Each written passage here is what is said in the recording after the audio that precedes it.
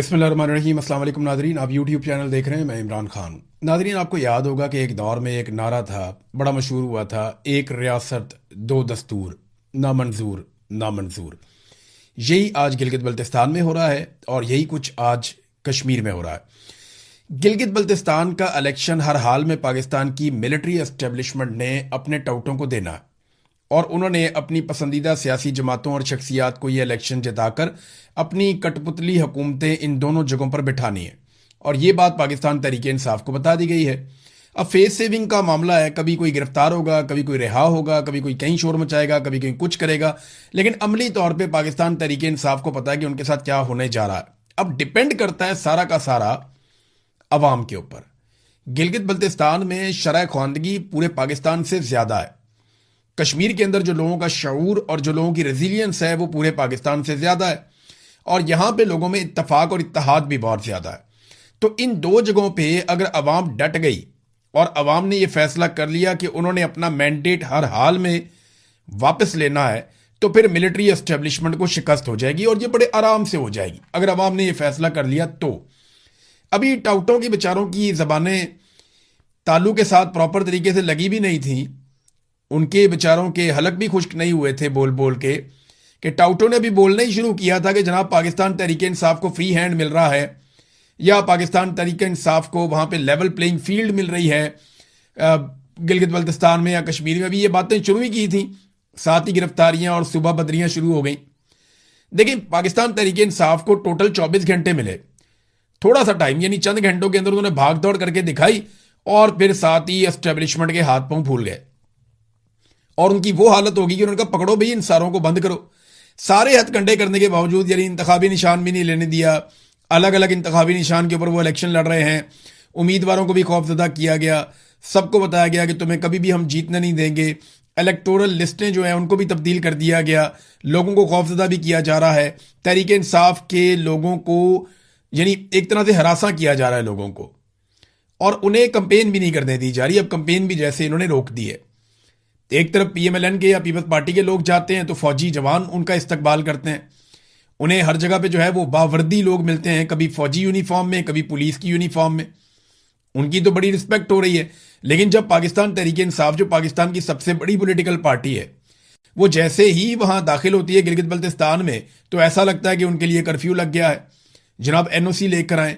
ना नून लीग से कोई पूछता है, ना पीपल्स पार्टी से कोई पूछता है। पीटीआई वाले जहां जाते हैं उनसे एनओसी पूछा जाता है, पकड़ो इनको बाहर निकालो सूबे से। तो ये कार्रवाई वहां पे डाली जा रही है। इसकी वजह सादी सादी है कि एस्टेब्लिशमेंट सारा कुछ करने के बावजूद इलेक्शन जीतने की पोजीशन में नहीं है। अब एस्टेब्लिशमेंट के पास सब कुछ करके एक ही रास्ता बचा है, क्योंकि वोट तो उन्हें नजर आ गया जितने बचेंगे वो सारे के सारे पाकिस्तान तहरीक इंसाफ के उम्मीदवारों को पड़ जाएंगे, क्योंकि वो एंटी एस्टेब्लिशमेंट बुनियाद पर इस वक्त इलेक्शन लड़ रहे हैं और वहां लोग जो है वो एस्टेब्लिशमेंट से या जर्नैलों की पॉलिसियों से नफरत करते हैं और शदीद नफरत करते हैं। तो इस वजह से लोग वोट वहां पे नहीं डालने जा रहे।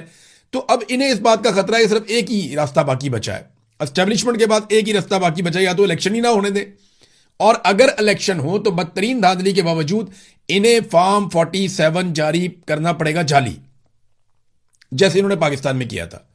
इन्हें जाली फॉर्म 47 जारी करना पड़ेगा, वरना किसी सूरत भी ये गिलगित बल्तिस्तान से इलेक्शन नहीं जीत सकते। एक बात तो आप ये ध्यान में रखें। अच्छा, गिलगित बल्तिस्तान के अवाम के पास रास्ता क्या है? वो भी बड़ा आसान है। अवाम सिर्फ अपने नताइज लेने का बंदोबस्त कर ले, यानी इलेक्शन तो वो पाकिस्तान की मिलिट्री एस्टेब्लिशमेंट से जीत चुके हैं, इलेक्शन तो अवाम जीत चुकी है पाकिस्तान की एस्टेब्लिशमेंट से और जर्नैलों से, लेकिन उन्होंने किसी तरह से रिजल्ट वसूल करना है और उसकी तैयारी उन्हें शुरू करनी पड़ेगी। अब चाहे उसके लिए उन्हें धरने देने पड़े, चाहे उसके लिए उन्हें रास्ते बंद करने पड़े, या कुछ भी करना पड़े, मैं उन्हें उकसा नहीं रहा, मैं उन्हें सिर्फ यह बता रहा हूं कि अगर कोई गैर आईनी और गैर कानूनी हरकत की जाए तो आपने उसके रास्ते में दीवार कैसे बनानी है। यानी गैर आईनी और गैर कानूनी इकदाम के रास्ते में कोई तो दीवार होनी चाहिए ना।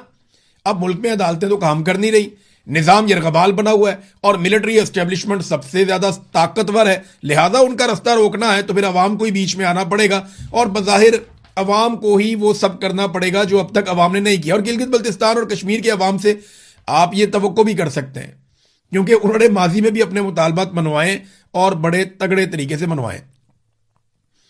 नाज़रीन, अभी पाकिस्तान में पेट्रोल सस्ता किया गया, अब 20 रुपए कीमत कम की गई, 22 रुपए। जब इन्होंने कीमत बढ़ाई थी ना तो 137 रुपए बढ़ाई थी, और जब कम करते हैं तो कभी भी 137 रुपए कम नहीं करते, 22 रुपए कम कर देते हैं। यहां कम से कम 150 रुपए पेट्रोल की कीमत इनको कम करनी चाहिए थी पहले झटके में, और उसके बाद मजीद कीमत कम करनी चाहिए थी। यहां मेरे पास एक बड़ा इंटरेस्टिंग डाटा है, नासिर अब्बास साहब ने इस डाटा को जारी किया है और बड़ा इंटरेस्टिंग डाटा है। यह डाटा मैं आपको पढ़ के सुनाऊंगा, मैंने इसको चेक किया और डाटा ठीक है।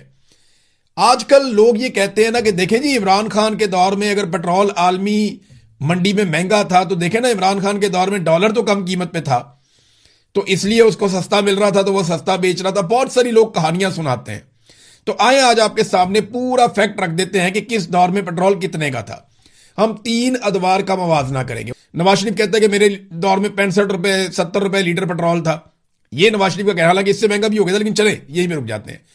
वो कहते हैं जी मेरे दौर में इतने का था तो इमरान खान ने महंगा कर दिया, और अब शहबाज शरीफ कहते हैं जनाब कि हमने तो भाई चीजें सस्ती की, महंगी नहीं की। तो आपको फैक्ट सारे बताते हैं डॉलर के साथ। साल 2016 नवाज शरीफ का दौर था। पेट्रोल जो है वो $40 फी बैरल पे बिक रहा था आलमी मंडी में। $40 फी बैरल पे आलमी मंडी में पेट्रोल बिक रहा था नवाज शरीफ के दौर में 2016 में, और डॉलर का रेट उस वक्त था 98 रुपीज।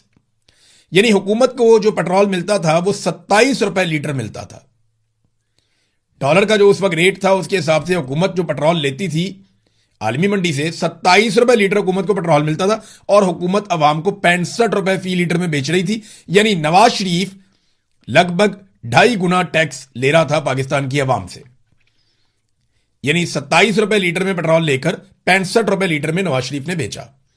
अब आ जाए इमरान खान का दौर 2022 में। आलमी मंडी में पेट्रोल की कीमत 110 भी हुई, 115 भी हुई। 115 का फिगर यहां पे उन्होंने दिया कि $115 फी बैरल आलमी मंडी में पेट्रोल की कीमत थी 2022 में, और डॉलर का रेट था 180 रुपए। यानी डॉलर का रेट नवाज शरीफ के दौर से ज्यादा था।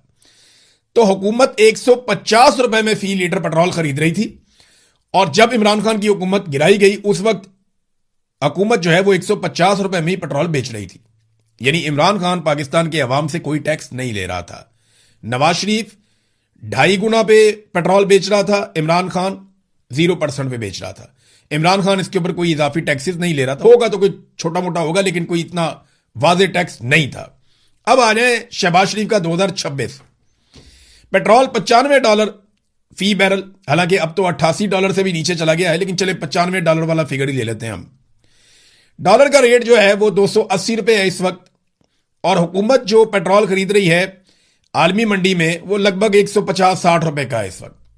यानी अगर आप $88 पे जाते हैं तो 150-60 रुपए का, 150 से 60 के बीच में इस वक्त आलमी मंडी से हुकूमत पेट्रोल ले रही है इस डाटा के मुताबिक।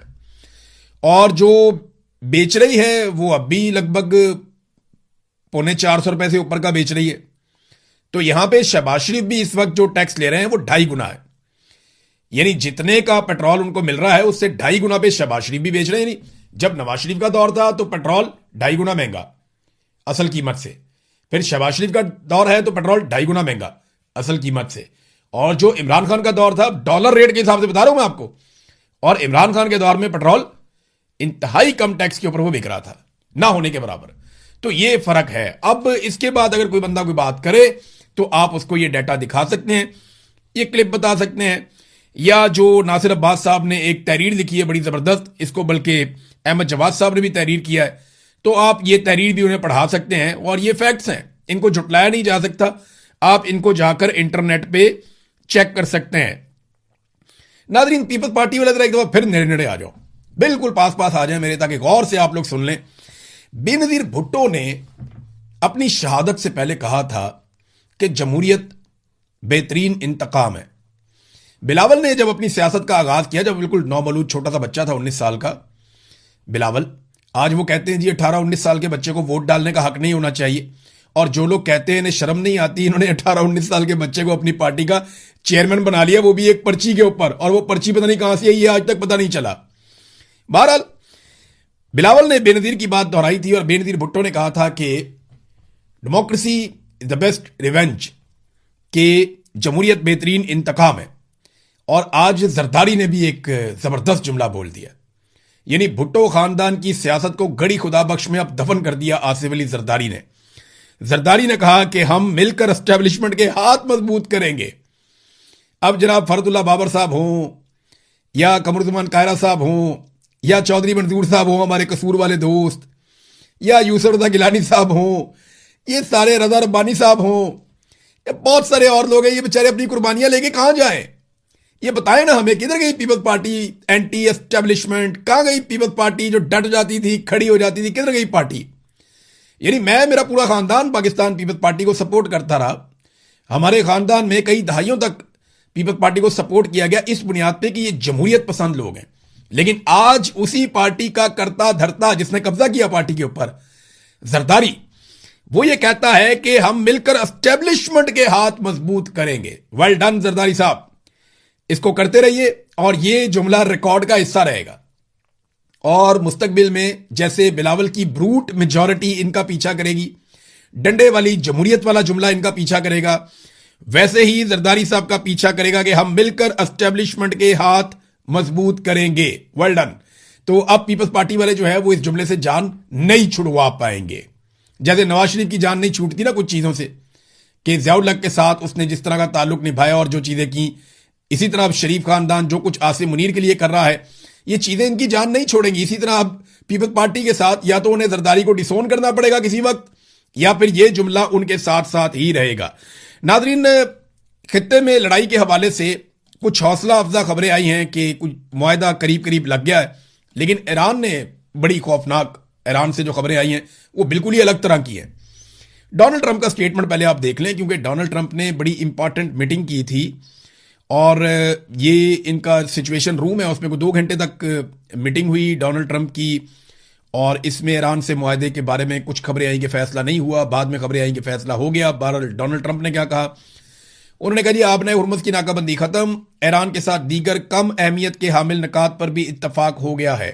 डोनाल्ड ट्रंप, उन्होंने कहा कि वो आपने हुर्मुज़ की नाकाबंदी खत्म कर रहे हैं और वहां फंसे हुए जहाज और इनका हमला घर वापसी की तैयारी करें।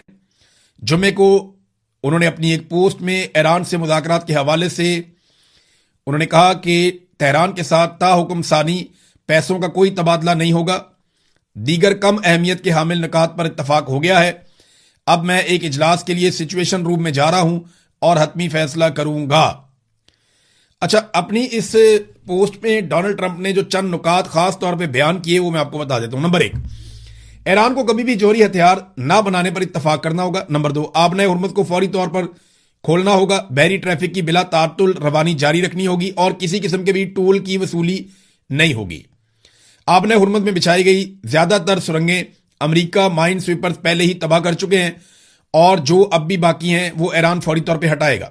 और एक और नुकता उन्होंने कहा, अमेरिका बैनुल-अक़वामी तवानाई एजेंसी और ईरान के करीबी ताउन से मुनहदम पहाड़ों के नीचे दफन अफसुदा यूरेनियम निकालेगा और उसे तबाह करेगा।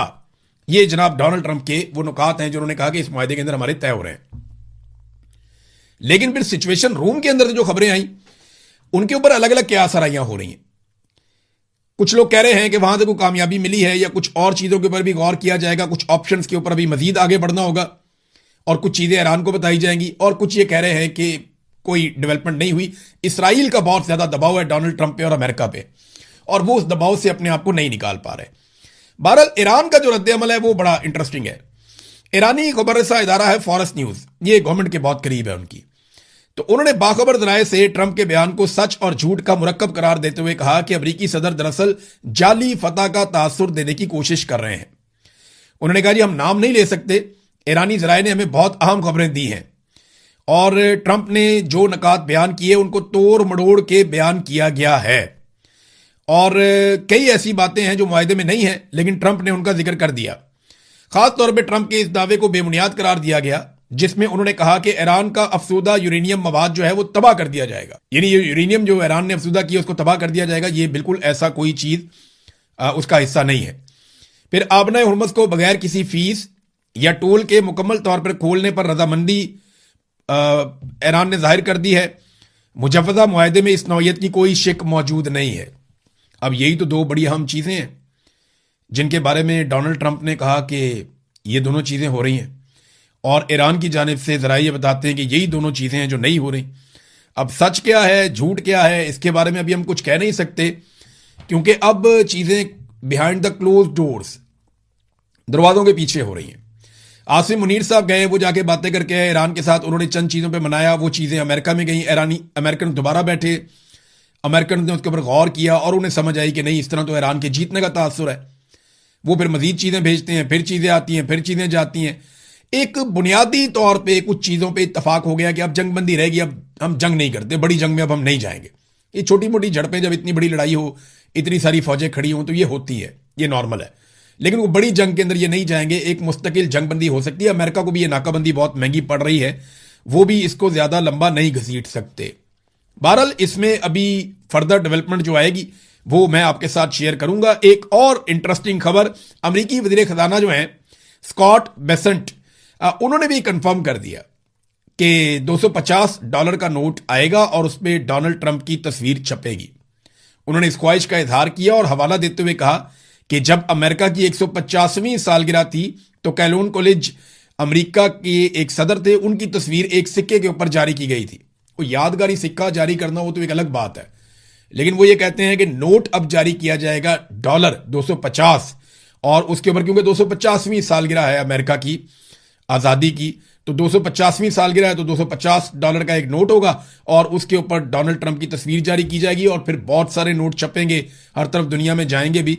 तो ये डोनाल्ड ट्रंप की एक ख्वाहिश है कि अमेरिकी नोट के ऊपर डोनाल्ड ट्रंप की तस्वीर छप जाए।